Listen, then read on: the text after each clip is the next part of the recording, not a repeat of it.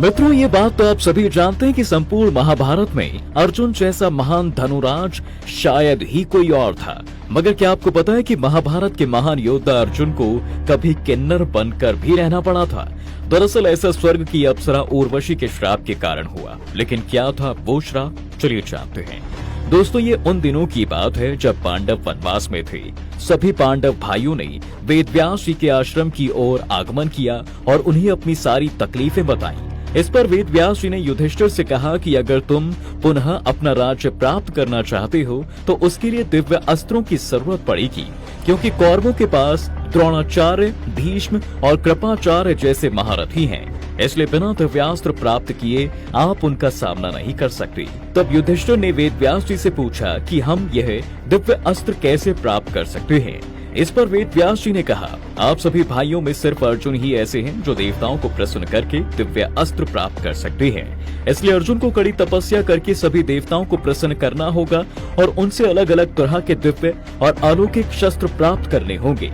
वेदव्यास जी के कहे अनुसार अर्जुन अपने भाई युधिष्ठिर और वेदव्यास जी का आशीर्वाद लेकर इंद्र की सभा में पहुंच गए। उस समय इंद्रलोक में उर्वशी नाम की अप्सरा का बोलबाला था। उर्वशी की गिनती सबसे सुंदर अप्सराओं में से एक में होती थी। उसने अपनी कामुक अदाओं से कई महान ऋषियों के तप भंग किए थे।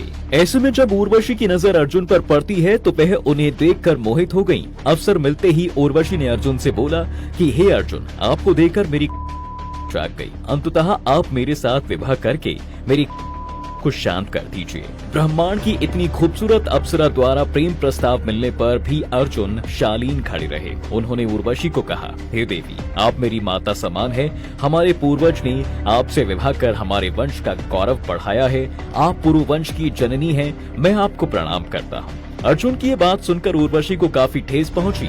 उसे लगा कि अर्जुन ने उसका अपमान किया है। इसलिए गुस्से में आकर उर्वशी ने अर्जुन को नपुंसक होने का श्राप दे दिया।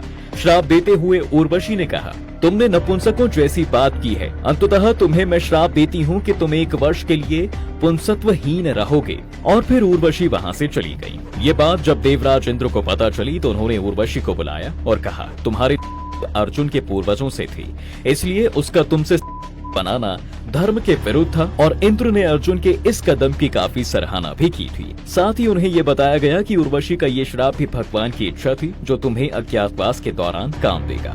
मित्रों, ये कहा जाता है कि जब अर्जुन अज्ञातवास पर गए तब वह 1 साल के लिए किन्नर बन गए और उन्होंने ब्रह्मलला नाम के किन्नर का रूप धारण कर विराट नगर के महल में जा पहुंचे।